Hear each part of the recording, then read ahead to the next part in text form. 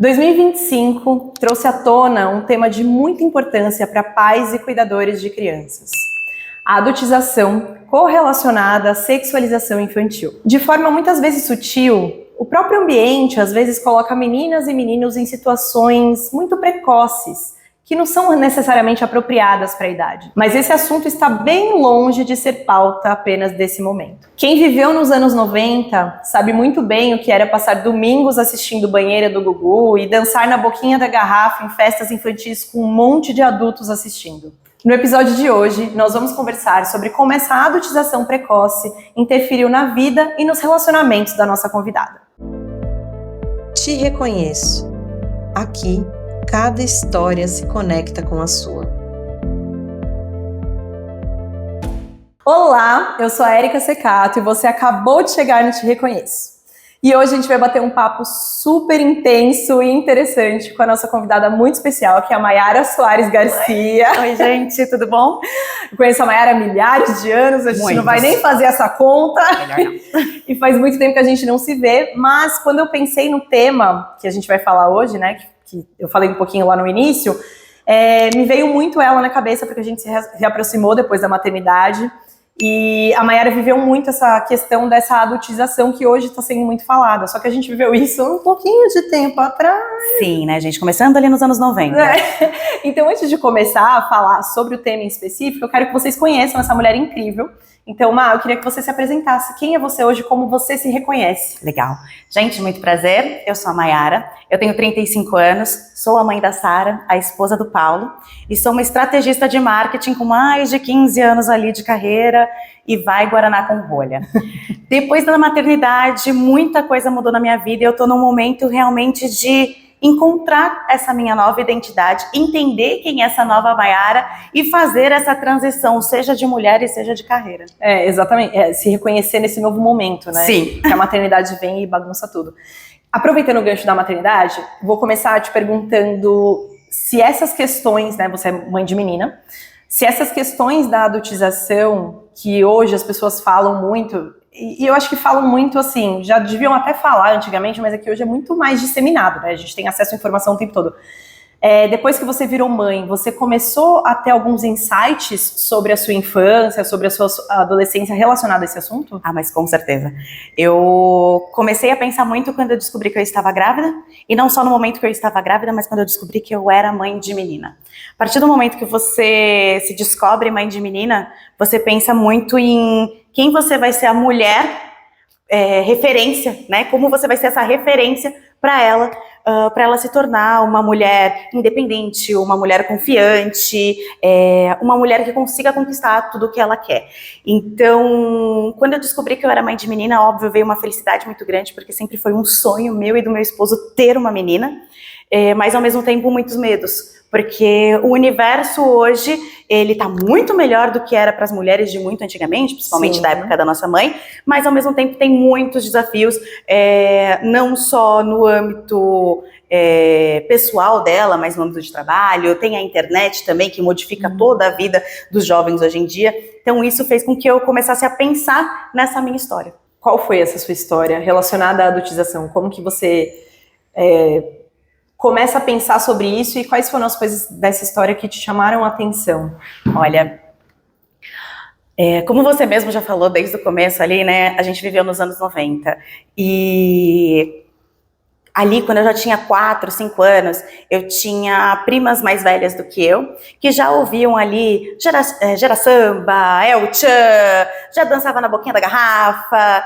E desde pequena, eu sempre gostei muito de dançar, muito. E existe uma sensualização, uma sexualização dentro da dança, né? Essa é uma realidade que a gente vê muito para os adultos e que tá tudo certo. Uhum. Porém, é difícil a gente separar isso das crianças. E naquele momento dos anos 2000, dos anos 90, não existia isso. Então, este universo, já que a gente via na televisão de domingo, passou a ser muito normalizado dentro das casas. Apesar dos meus pais serem geração boomer, né? Eles não eram geração X, apesar não, né? Por meus pais serem uma geração boomer e não X, eles tentavam muito me afastar disso. Porém, o meio em que eu estava ali nos primos, e até mesmo na escolinha e tudo mais, permitia que eu tivesse acesso a essas danças, a essas músicas. E eu sempre fui uma criança que chamava muita atenção. Então começou pela dança e começou por este lado, né, de ser uma criança ruivinha, cheia de sardinhas, dançando. Então as pessoas achavam bonito e para mim não tinha nenhum problema naquilo. Hoje a gente vê problema, né? Hoje eu como adulta eu falo, meu Deus do céu, olha essa criança. Como é que os pais permitem ela acessar esse tipo de conteúdo? Seja através do funk, seja através do brega. Tem muitas letras ali, gente, que não são adequadas realmente para criança, né? E isso me fez pensar no que eu ouvia hoje, né? Hoje como mulher. O que você está escutando, Mayara? O que você está ouvindo? Isso faz sentido para sua filha? Isso faz sentido estar dentro da sua casa? Me lembrando muito deste cenário. E aí, uma coisa que você falou importante relacionada à dança, e não tem como não trazer isso, porque como eu sou profissional da dança, eu tenho que falar sobre isso, existe uma grande diferença entre sensualização e sexualização. Grande diferença não, mas existe uma diferença entre elas, mas nenhum dos dois cabem a uma criança. Exato. Né? A gente pode ter uma dança sensual sem que você seja vulgar ou sexualize isso. Mas mesmo o sensual não cabe para uma criança. Exato. E quando a gente fala de boquinha da garrafa, a gente tá falando de vulgaridade mesmo, gente. E assim, danço até hoje. Se me botar o El Chan, eu vou dançar até o chão. Né? Lógico, depende tudo do local onde você está, mas isso não cabe a uma criança. Não cabe a uma criança. E eu fico pensando assim, pra gente que viveu nessa época, e eu acho que se a gente colocasse hoje pra uma criança, ia ser só uma música. Exato. Exato, é só uma música, mas tinha todo aquele contexto, né, não só da dança, e eu acho que não só no ambiente do Brasil, a gente tinha isso no internacional também. Então você tinha as Spice Girls, que eram um grupo que tinha muita sensualização, ela cantava para jovens, mas ela acabava impactando e atraindo as crianças. Então as crianças queriam se vestir igual, as crianças queriam usar as mesmas roupas. Você tinha tiazinha, você tinha feiticeira, né? E isso passando 2, 3 horas da tarde dentro da TV. Então era muito normalizado isso, e no olhar da criança não existe maldade. Então a criança não entende por que o pai vira e fala, não é para você dançar isso, não é para você fazer isso, mas o ambiente te proporcionava essa parte. E isso causava até uma revolta, Paulo, né? Tipo, não pode, não, mas né, minhas primas estão fazendo, tá todo mundo fazendo, sei, nas festas infantis, né? Exato. E até isso faz a gente pensar em quem a gente se relaciona hoje como mães. Então eu comecei a reformular toda a minha vida nesse sentido, porque se é o ambiente que proporciona isso para a criança, qual é o ambiente que eu vou colocar a minha filha? Né? Eu vou levar ela em festas onde vai ter músicas de funk tocando o tempo inteiro? Gente, eu gosto. Na verdade, eu gosto muito. Eu desço até o chão, Exatamente. Mas agora temos 30 e poucos anos, não é mesmo? Dói bastante, a gente desce uma vez e não sobe mais. Desce aqui, ó. Exato, desceu e não sobe mais. Sim, é uma verdade. Mas só que agora eu sou uma mãe de menina, eu preciso entender que existem limites e hora certa para ela se encontrar neste ambiente. Sim. E aí você falou um pouquinho da relação da dança e tal. Mas quando que isso começou a ficar uma coisa presente mesmo no seu dia a dia, tirando a dança? Então, assim, por exemplo, na escola, enfim. Perfeito. Eu acho que vou um pouquinho mais para frente, então essa análise começou muito em terapia, né, gente, pra gente entender quem é essa nova mãe. Mas indo um pouquinho mais pra frente, ali na 3ª série, pra mim foi um marco onde eu entendi o que era a visão masculina, digamos assim, em cima da menina, né, em cima da mulher. E é muito estranho eu falar isso, porque parece que eu tô falando de adultos, né, mas não, eu tava falando de criança com criança mesmo. Na 3ª série a gente foi para um acampamento. Você era do meu quarto, por sinal. Lembro. A gente era do mesmo quarto, a gente tem as mesmas fotinhas de criança. E ali dentro do acampamento eles fizeram uma brincadeira que era de correio elegante. E eu nem sabia que estava acontecendo essa brincadeira. Não sabia nem o que era correio elegante. Não sabia. E meus pais, como eu falei, eles eram boomers, então não tinha essa de criança namora, gosta disso, dá beijinho daquilo. Isso nunca existiu dentro de casa. Só um parênteses, que eu sou um pouco tia do Zap. O que é boomer? Nós somos millennials, certo? A geração Y. Aí nós temos a geração X, que é uma geração antes da gente, e a geração Boomer é uma geração antes da X. A geração dos nossos pais. Exatamente. Entendi, obrigada. Porque os nossos pais são mais velhos, Sim. né? Como a gente já conversou sobre isso. Então eles são Boomers, eles são uma geração antes ali, a geração realmente... É o nome da geração, então. É o nome da geração. Desculpa te cortar, chama Baby Boomers. Achei importante esse disclaimer aqui.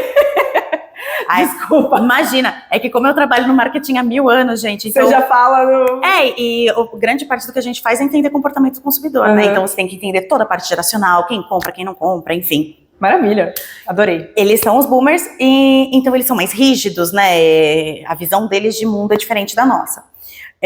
Quando chegou lá na terceira série, como eu estava falando, fizeram essa brincadeira, né, de correr elegante e eu sentei do lado de um dos monitores, ele falou, pelo amor de Deus, Mayara, seu nome é o único que sai aqui dentro da caixinha. E eu não sabia disso, né? E eu não sabia até que tinha outros menininhos olhando para mim com este olhar. E naquele momento, para mim, foi incrível. Porque foi um sentimento de aprovação. Pertencimento. Né? De pertencimento. Gente, as crianças gostam de mim, os meninos gostam de mim. E aquilo foi uma chave na minha cabeça. Porque eu passei ao longo dos próximos anos, até, sei lá, acho que até o terceiro colegial mais ou menos, buscando essa necessidade das pessoas gostarem de mim, dessa visão dos meninos gostarem de mim, porque eu me encontrei naquele lugar. Até então, eu era chamada de gordinha da família, né? Eu era criança rechonchuda, bochechuda, minhas primas sempre me chamaram de gordinha, e naquele momento não, naquele momento eu era bonita. E aquilo me fez ir para um lugar de mais adulta, né? Tira um pouco da infância. Então eu queria agora, a partir daquele momento, era ter namoradinho, era brincar de namorados com as Barbies, eu queria esse olhar dos meninos gostando de mim, e tudo isso por conta de uma brincadeira que acabou acontecendo dentro de um acampamento onde não devia acontecer. Você consegue se lembrar? Bom, se eles colocaram a brincadeira, provavelmente eles estavam aprovando aquilo, né? Mas você sentiu algum estímulo do ambiente naquele sentido? Dos adultos em si, ou você não tem essa... Não tenho essa memória, até porque eu nem sabia que a brincadeira estava acontecendo. Eu tenho claramente isso na minha cabeça. Que, tipo, oi? Como assim, né? Correr elegante, já estão guardando mensagens. E lá o meu nome era o único que saía. E aquilo pra mim, eu lembro depois que na quarta série, isso era muito engraçado. A terceira série é tipo 8 anos, né, mais ou menos? 7 para 8 anos. Na quarta série, perdeu-se o gosto por mim e passou-se a ser de uma outra menininha. E eu me senti muito mal. Você se sentiu rejeitada? Eu não tinha mais aquela atenção. Eu não tinha mais aquela atenção das pessoas. Não era mais de mim que eles gostavam. Então, o que eu tenho que fazer? Eu tenho que emagrecer? Eu tenho que mudar o meu cabelo? Será que eu tenho que ser mais parecida com essa menina? Então, você entende que virou uma busca na minha cabeça, ainda de criança, por aquilo. E para minha mãe não fazia sentido, porque criança não namorava, então esse assunto não entrava dentro de casa. Eu não podia falar sobre isso. Então eu não tinha um suporte para entender o que estava acontecendo naquele momento. E você falava sobre isso com a sua mãe? E ela te cortava ou você nem chegava? Foi um começo do tipo, eu ganhei uma vez, logo da terceira para a quarta série, eu ganhei uma cesta em casa de um menininho e tudo mais, com declaração de amor. Minha mãe falou, criança não namora, eu nem respondi o menino, e foi uma trava a partir dali, né? Depois a gente pode até entrar mais para adolescência, mas para minha mãe isso sempre foi uma questão muito forte, né? Que eu estava avançando demais, que ela não... a palavra não é aceitar, mas ela não queria permitir, de repente? Ela não permitia isso, exatamente, então ela não permitia isso, e isso foi criando uma barreira, na verdade. Porque aí eu fazia escondido. Então, essa busca por namorar, ter namoradinhos, eu cheguei a falar com você, né, ali na quarta série, eu então deixo de ser gostada pelos meninos e procuro essa atenção. Um menininho me chama para eu ser namorada dele para fazer ciúmes para outra e eu aceito. Na quarta série, gente, a gente tá falando de 9 anos. E na quinta série isso continua, eu continuo com aqueles namorinhos escondidos. E eu não podia falar disso com a minha mãe, então minha mãe passou a não saber o que estava acontecendo. A não ser por algumas coisas que aconteciam na escola, e a diretora chamava os pais dessas crianças, eu não sei se você chegou a passar por isso, mas fulaninho tá namorando eu não passei com porque outro. Eu era rejeitada forever, eu não vivenciei essa experiência. Aí a escola tentou, da forma pior possível, que a gente também conversou sobre isso, mas eles tentaram nós tínhamos um dia integral, E eu acho que eu e as outras menininhas fomos um motivo dessa separação do dia integral. Sério? Porque na quinta série a gente tinha ainda dia integral unido. Quando começou os namoricos, quando começou... O dia integral era separado? Eu não lembro disso. A partir da sexta série, um dia era das meninas e um dia era dos meninos. Eu não lembro disso.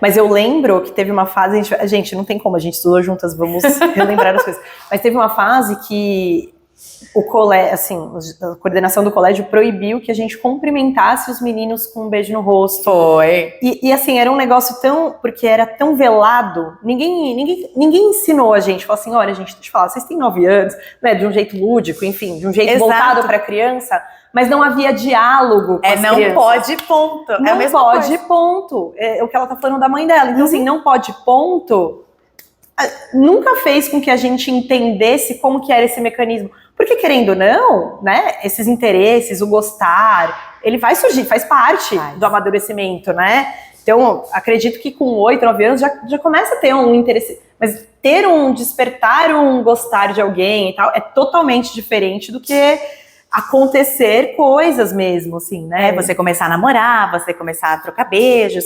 E por isso até eu lembro de uma outra, você falou da gente não poder cumprimentar. Eu lembro de uma outra que era as meninas não podiam uma sentar no colo da outra. Lembro disso também. Né? Então, nós éramos pequenas, então uma abraçava, uma sentava no colo da outra, era uma brincadeira. Andava de mão dada, né? Exato. E começou a passar a não se permitir, porque eles não sabiam lidar com esse ambiente, primeiro, né? Essa sexualização que foi trazida pelas crianças, muito pela televisão que a gente tinha naquele momento, né? Porque não tínhamos internet. Era o começo da internet, né? Ali na quinta série a gente começa a ter os nossos tijolões ali de celular, sexta, sétima série. E eles não sabem lidar com este ambiente, então o que eles fazem é separar. Meninas para um lado, meninos para o outro, o que, na minha visão hoje, você problematiza. De novo. Você problematiza ainda mais isso, porque você gera curiosidade. Eu lembro, assim, de coisas, quando eu era criança, que minha mãe falava que era nesse sentido, do tipo, ai, menino X não pode não sei o quê.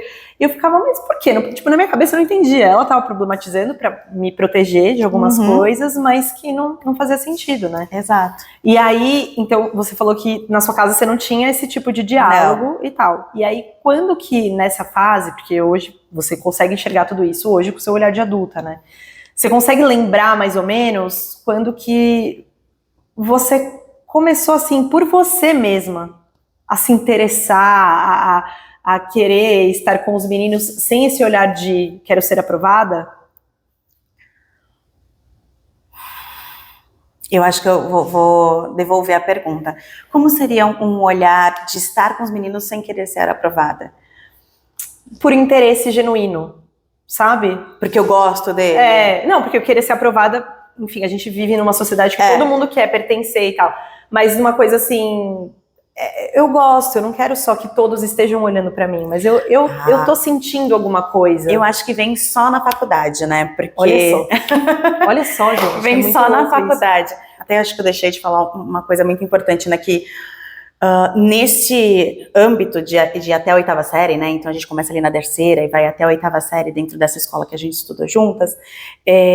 Criou-se uma rivalidade muito grande entre as meninas, né? Por competição, para ter essa atenção do olhar dos meninos, uma também para ter a aprovação das meninas, e ali eu começo até ataques e síndrome do pânico, né, para eu conseguir me entender dentro daquele cenário.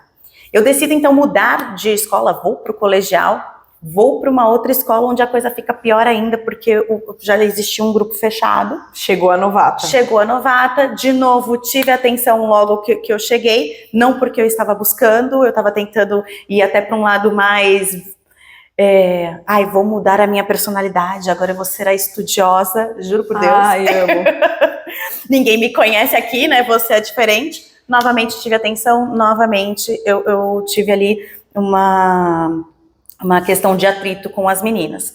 Quando eu vou para a faculdade, é um momento que eu entendo que eu coloco um basta naquilo. Eu falo, gente, eu não tô mais aqui, e através de muita terapia, eu não tô mais aqui para buscar aprovação, eu preciso da minha aprovação. Eu preciso ser quem eu quero ser, eu não quero mais ser alguém para agradar os outros. Eu começo a ser uma pessoa muito mais, não tão expansiva. Eu acho que eu sempre fui muito expansiva, muito alegre, de gritar e de falar. Eu começo a ser uma pessoa um pouco mais contida em alguns aspectos, para observar mais o ambiente, entender cada uma das pessoas. Porém, agora eu não quero mais agradar a todos, agora eu quero agradar a mim.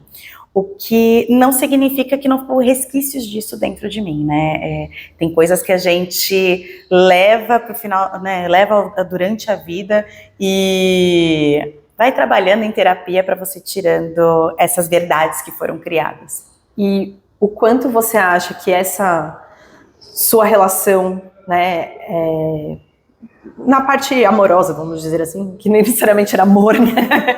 Mas vou usar essa parte romântica, vamos dizer assim, o quanto essa sua vivência na infância, com tudo isso que você falou, refletiu nos seus relacionamentos futuros, assim, né? Futuros.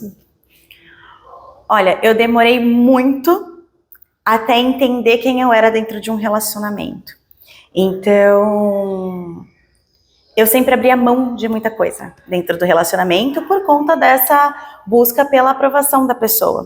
Isso faz você aceitar várias situações que normalmente você não aceitaria, né? Eu tive muita sorte, eu nunca encontrei nenhum namorado nessa minha vida, e olha que eu namorei bastante, mas eu nunca encontrei alguém que fosse violento ou que fosse abusivo, mas tinha algumas situações que não eram necessárias ali, sabe? Que me colocaram realmente em ambientes que eu não gostaria de estar, ou fazendo coisas que eu não gostaria de fazer. E demorou muito para eu entender isso. Com o Paulo, quando eu descubro o Paulo, é quando muda um pouco esse cenário, porque ele foi a primeira pessoa que começou a me incentivar realmente a estudar, a abrir mão de ir para um lugar ou para o outro, para focar nos meus estudos. Era uma pessoa que fazia me focar na minha carreira, e tanto que é por isso que a gente está há 14 anos juntos. Nossa, faz 14 anos, mas porque eu parei de só me doar, eu comecei a receber em troca. E você, nessa época da adolescência, pré-adolescência, que é antes, quando que você começou com os namoricos? Muito cedo. Meu primeiro beijo foi de 9 para 10 anos. Muito cedo. Ai, meu Deus, meu filho já tem quase 3. Exato, amor. Você entende o porquê que a maternidade trouxe tudo isso à tona, a maternidade de mamãe? Eu tive minha primeira relação sexual com 14 anos. Nossa, é muito cedo, né? É muito cedo. Imagina, não tinha nem conhecimento direito do meu corpo. Nem sabia o que estava fazendo. Assim, não que você não sabia o que estava fazendo ali, mas assim, você nem sabia se era ali que você gostaria de estar, com aquela pessoa que você gostaria de estar. E para ajudar... Cara, isso é uma realidade absurda, de várias mulheres, né? E para ajudar, eu menstruei muito cedo. Então, eu tive corpo de mulher muito cedo. Né? Eu não... a gente não teve, né? Meus pais não tiveram conhecimento de postergar a minha menstruação. Eu fui menstruar com 10 anos. Então, eu já tinha seio com 10 anos, eu já tinha cintura. O corpo feminino mesmo, deixa de ser criança, né? Para ter um corpo feminino já com 10 anos. Então, isso faz despertar olhares, faz despertar a atenção dos meninos. Então, tudo ajudou, além de todo aquele cenário que a gente estava, para realmente... eu sinto que hoje eu perdi um pedaço da minha infância. Né? Eu não fui criança até mais tarde. E eu me preocupo muito com a minha filha, principalmente no ambiente de São Paulo, onde a gente mora, onde você não tem um ambiente aberto, onde ela possa andar tranquilamente, onde as crianças ficam muito presas ali a telas, né? Por mais que você tente evitar, vai chegar uma hora que é isso que ela vai ter o contato. E se você mora em São Paulo... Cada vez mais, né? A gente está nesse mundo digital completamente. Exato. E, por exemplo, no prédio, minha mãe me deixava descer para brincar sozinha com 3, 4 anos, sem brincadeira. Agora, as crianças não podem descer com menos de 10 anos. Então, a criança fica trancada, né? Dentro de 70 metros quadrados. Que, por um lado, acho uma segurança para a criança não poder descer, né? Porque... Sim. me dá um pouco de desespero pensar, né? Ai, juro, eu não tenho tanto. Não, mas pensando no mundo que a gente vive, assim, né? Sim. Mas, por exemplo, você tá no seu prédio não, no seu condomínio agora. Você tem uma área verde, ele vai poder sujar o pé. Você fica lá dentro do... No condomínio, você não tem isso. Uhum. Eu gosto de levar minha filha na pracinha pra gente caçar bichinho. Aí ela tem uma coleção agora de varetas, né? Que toda vez que a gente vai na pracinha, ela pega uma vareta e ela fala, levar. E ela traz pra casa, vareta, coquinho, sabe? Pedrinha, essas coisas ela ama. E se eu proporcionar esse ambiente para ela, eu tenho certeza que essa infância vai se postergar, né? Porque ela, aqui no prédio, às vezes as crianças ficam entediadas, aí elas vão diretamente pro celular. E é muito fácil, eles são muito inteligentes, gente. Eles, sabe, saírem ali e conseguirem olhar coisas que a gente, por mais controle que você tenha, eu cansei de ver crianças na brinquedoteca, tipo, não sei, eu fui em restaurante com espaço kids, um monte de brinquedo legal e tinha umas meninas na piscina de bolinha com tablet, tipo, pô, meu, eu morro de dó, assim. Então. Porque você tá num ambiente que, tudo bem, é um restaurante, não é um espaço aberto, mas assim, tem brinquedos, entende, sabe? E aí aquilo lá hipnotiza mesmo, né? Então, mas isso que você falou é interessante, porque a possibilidade de entrar em contato com a natureza, de ter espaço, também é possibilidade para que a criança use mais a sua criatividade, entre mais em contato com o seu próprio corpo e vai postergando um pouco mais esse... Porque eles precisam disso, né? Eles precisam desse ambiente. Então, tanto que hoje eu não posso dar tempo em quantidade para minha filha, por conta de trabalho e tudo mais, mas o tempo que eu tô com ela é de qualidade. Então, é sempre dentro de um parque, é sempre no meio do mato, é sempre tentando trazer atividades, porque eu não quero que ela passe pelo que eu passei. Óbvio, eu não culpabilizo os meus pais por isso, pelo contrário. Os meus pais vieram do nada, de verdade, né? A história deles é muito bonita.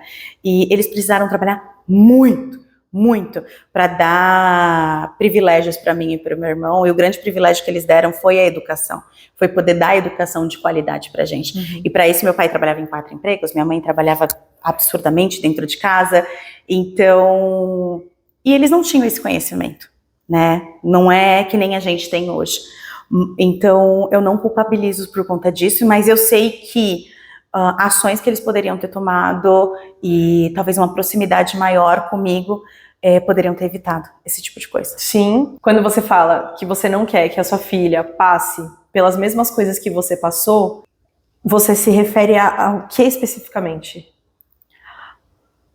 Eu não quero que ela busque a atenção dos outros para se sentir validada. Sim.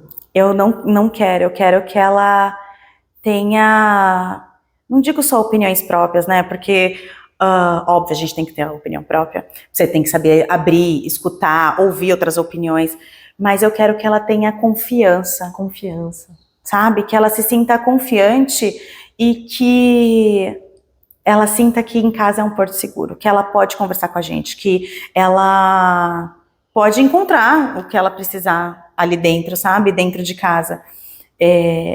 Tadinha, se minha mãe ouvir isso, mãe, pelo amor de Deus, eu confio em você, tá? Tia Lourdes. Exato. Não é esse o ponto, mas é diferente, sabe?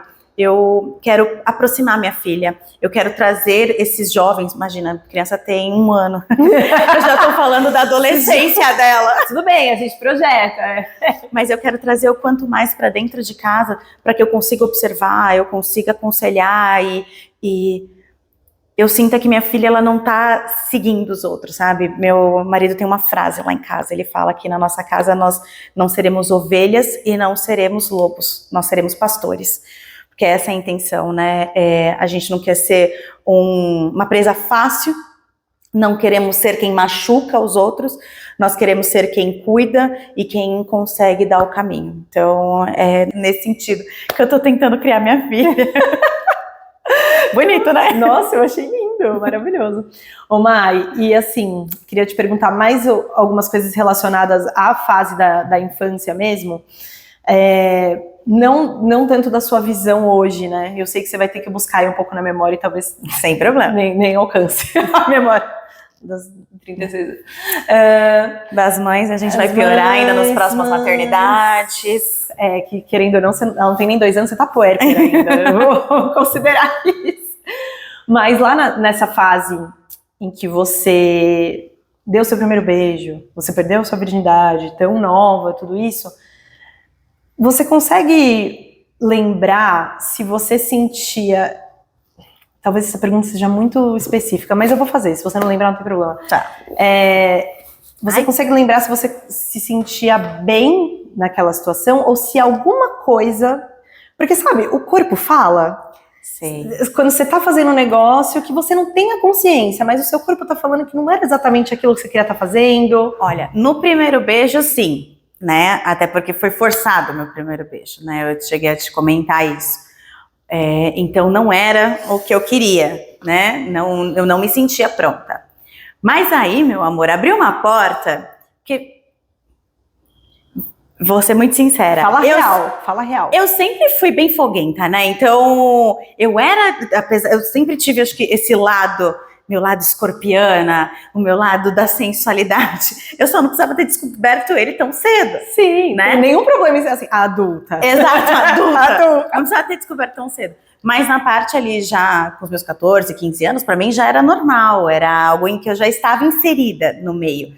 Mas o primeiro beijo, não. O primeiro beijo foi algo que eu lembro que eu só tinha liberado o selinho. Liberado é ótimo, né? Eu só tinha começado com o selinho. E aí eu fui agarrada literalmente. E aí veio uma língua assim, e o negócio começou Me dá até um asco. Nem me diz. O meu primeiro beijo foi horrível, gente. Se alguém tem uma memória boa de primeiro beijo, Nossa, parabéns. o meu foi porque a horrível minha... também. O meu menino falou, abre um pouco mais a boca. Não, mentira, ele falou, fecha um pouco mais. Eu acho que eu fui meio... Em rede nacional, se você é menino, que eu não lembro nem o seu nome, tiver O meu foi forçado. E assim, a baba, e saía. Ai, meu Parecia Deus. que tinha juntado, assim, sabe quando você junta, assim, E só um baba? detalhe, era uma criança da sua idade, né? Exato. Era uma criança da minha idade. Acho um ponto importante que você comentou é que os seus pais são boomers. Agora estou chique. E sempre teve essa rigidez e a gente, sei lá, eu, pelo menos quando eu não era mãe, quando a gente não é mãe, a gente julga tanto. Oh, meu Deus. Já caiu tanta cuspe aqui no meu teto, na minha cabeça.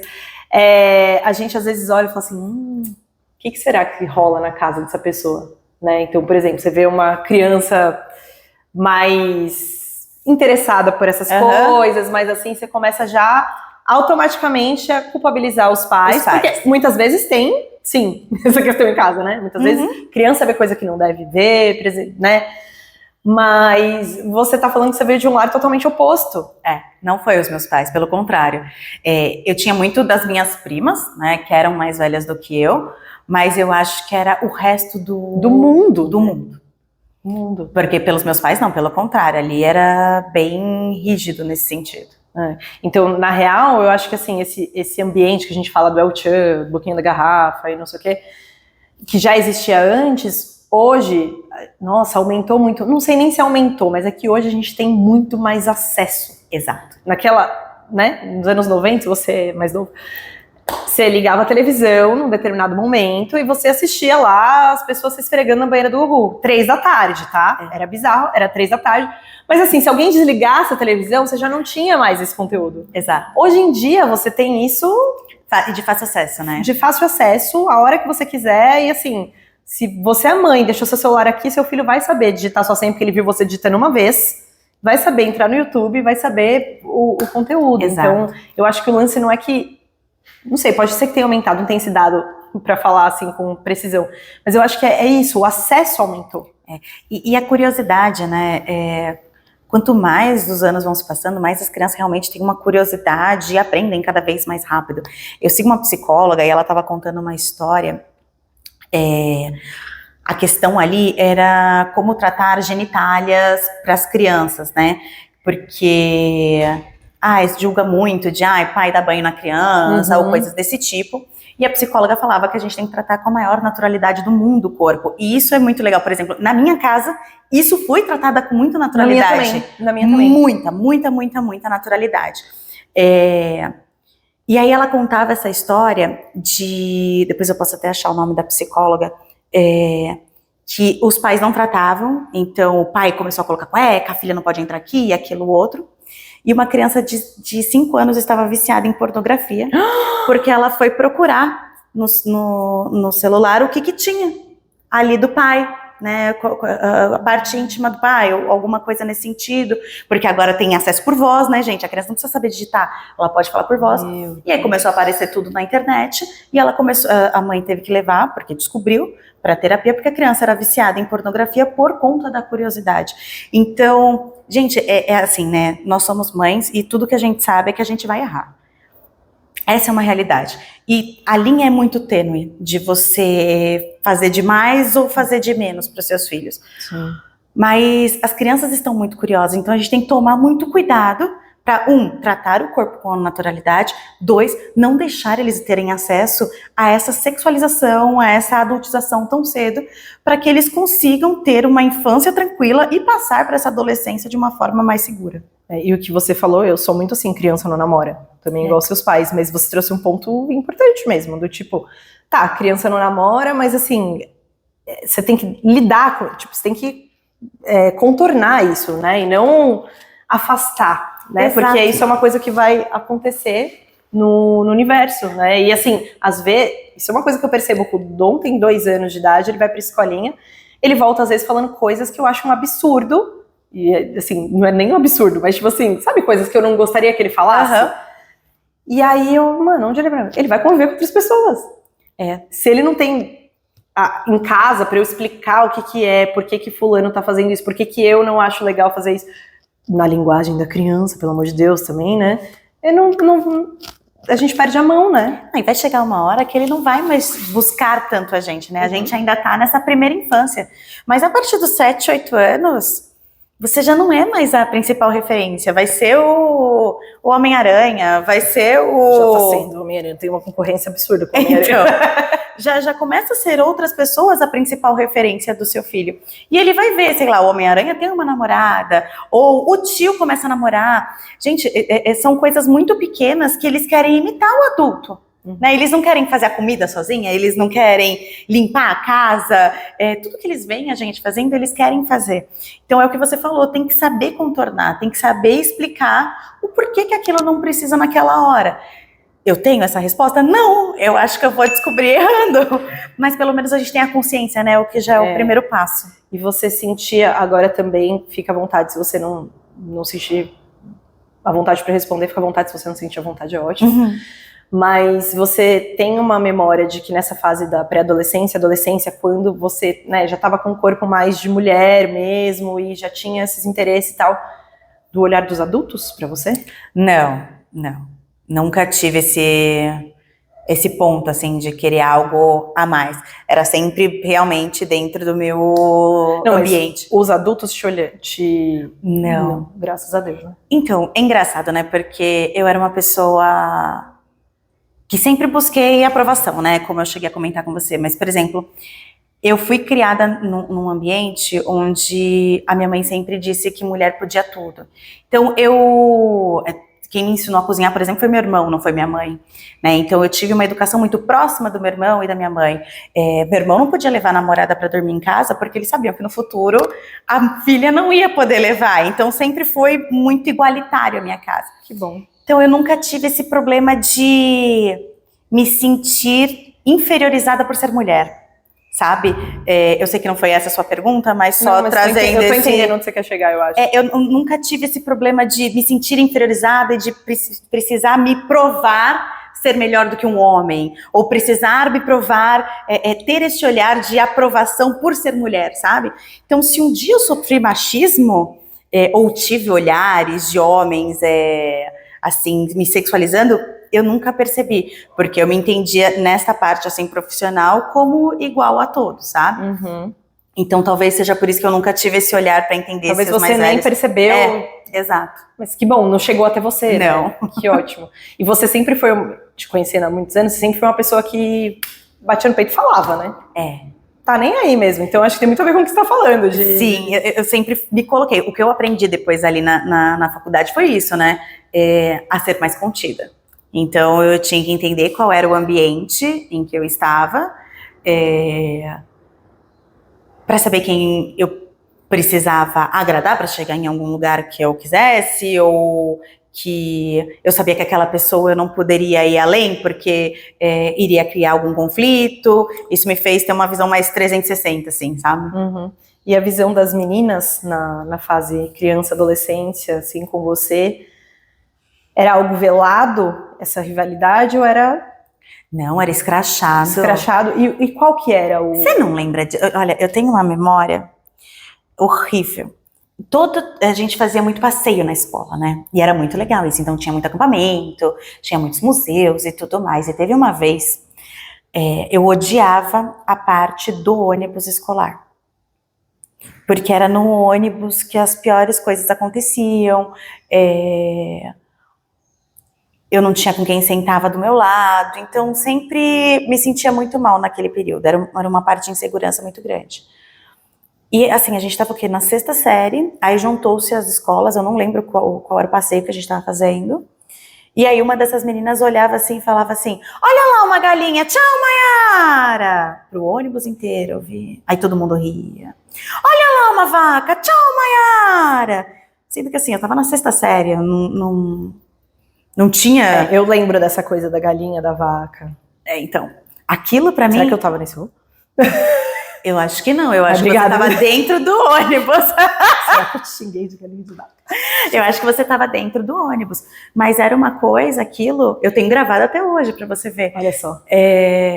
Que me machucou muito, sabe? E era totalmente assim, escrachado.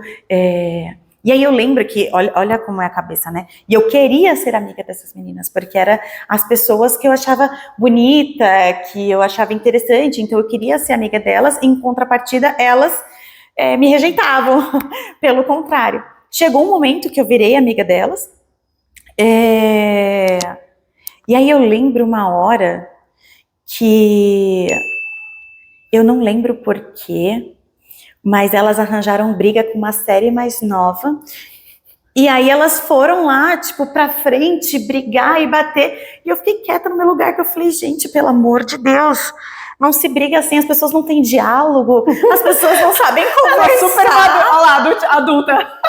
As pessoas não sabem conversar, por que vai brigar? E eu sempre morri de medo de apanhar, sempre. Eu sempre apanhei na escola.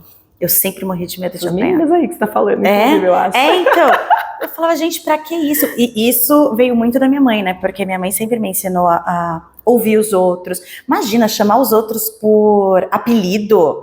Nossa, minha mãe brigava demais comigo sobre isso. Não podia, tinha que respeitar os outros. Todo mundo tem sentimento, todo mundo tem que ser valorizado, todo mundo tem o seu lado da história. Então, minha mãe trouxe muito isso pra dentro de casa. Só que não era o que eu vivia na rua. Uhum. Né? Não era o que eu vivia ali fora, pelo contrário, eu era maltratada, eu era zoada, as meninas me chamavam de vaca, de galinha, e gente, por quê? Eu nem sei o porquê, porque não é que eu já tinha, nossa, ficado com todos os meninos da escola, não, é porque os meninos gostavam. Não tinha dado nem tempo, né? Vamos lá. Os meninos gostavam de mim, então eu era vaca, eu era galinha. E é muito louco, porque a gente fala isso hoje com 35, 36 anos. É tão, né? Nossa, um negócio tão infantil, tão de criança. Mas, cara, olha as marcas, né? E isso molda muito, porque é uma fase onde você tá se formando como pessoa, Sim, né? com certeza. E aí você não tem, de novo, tia Lourdes, coração com você, mas não tem, né, nossos pais, meus pais também, enfim, em outro âmbito também não tinham esse recurso para lidar em casa. E a escola, né, por isso que o ambiente escolar é tão importante, é uma pena que é tão desvalorizado nesse sentido, porque o ambiente escolar, cara, isso é coisa para que a escola interfira. Sim. Né? Tudo bem, as crianças, cara, vai ter, meu filho vai ser zoado em algum momento da vida, tá? Eu tô aqui para lidar, mas eu preciso que a escola seja ativa nesse movimento, porque é isso que faz, né, também. Às vezes o filho passa mais tempo na escola do que em casa. Sim. É papel dos pais educar, eu não terceirizo a educação para a escola, mas a escola tem um papel importante nisso. Não quero entrar num assunto polêmico. Ai, gosto.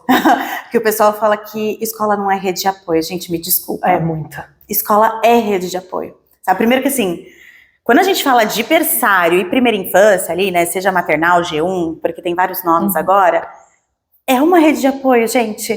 Vocês ficam mais tempo, às vezes, com os nossos filhos do que a gente mesmo. Então, é uma rede de apoio. Óbvio, não estou falando que a mãe tem que levar o filho doente, cheio de febre, para dentro da escola, né? Não é disso. Mas é, sim, uma rede de apoio. E eu espero, da escola da minha filha, que eles sejam os olhos que a gente não é. Então, que eles tragam essa informação pra gente. Tá acontecendo isso, tem que conversar com a mãe da fulana, tem que conversar com a mãe do ciclano, tem que interferir, como você disse, e trazer isso para a conversa junto com os pais, sabe? Para tentar auxiliar e chegar num consenso de como a gente vai lidar com aquilo. Porque a escola é uma empresa, né? Mas tem uma responsabilidade sobre a formação de seres humanos. Não consigo... Porque muitas pessoas falam que a escola é para passar a parte educacional, né? Seja matemática, inglês, português... Pedagógica. Assim, pedagógica, obrigada, essa é a palavra. Mas não, gente, as crianças ficam muito mais tempo, várias vezes, na escola do que com a gente, porque os pais precisam trabalhar, né? Então, você precisa de uma comunidade. Isso que é verdade, né? A criança não é criada sozinha, pelos pais, né? Ela é criada por uma comunidade. Ai, muito bom.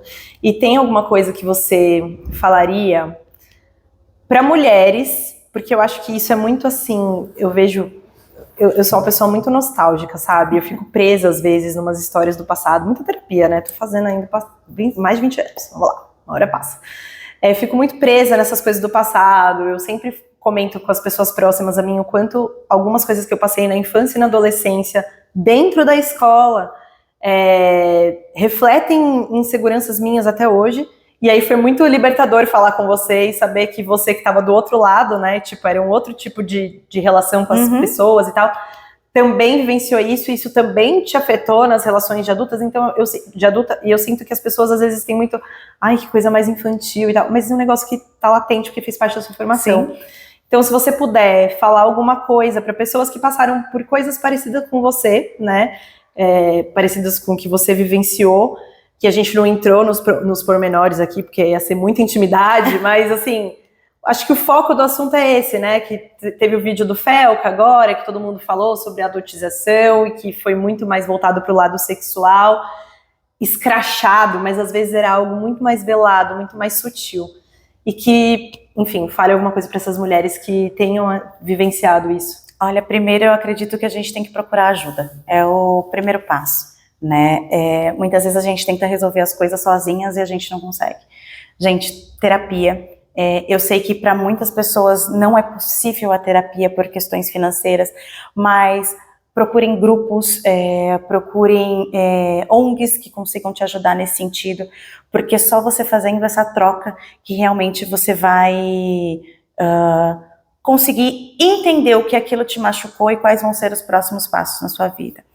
E entender que a vida é feita de ciclos, né? Então, não significa que isso aconteceu na sua vida é o que vai te definir.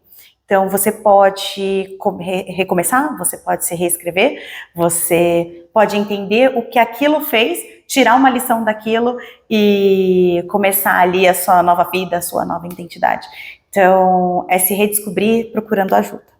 Ai, muito bom, eu amei. Ai, eu também amei, obrigada. Muito obrigada a todos vocês que assistiram, a todas, né, porque isso aqui é só mulher, né, gente, mas os homens são bem-vindos também. Queria pedir para que vocês não se esqueçam de se inscrever no canal, de ativar o sininho para não perder nenhum episódio, curtir, compartilhar, comentar, e se você passou por algo parecido com o que a Mayara passou e quiser comentar aqui, contar um pouquinho da sua história, a gente vai adorar ler. E é isso, gente. Até o próximo episódio. Tchau, tchau, gente. Tchau.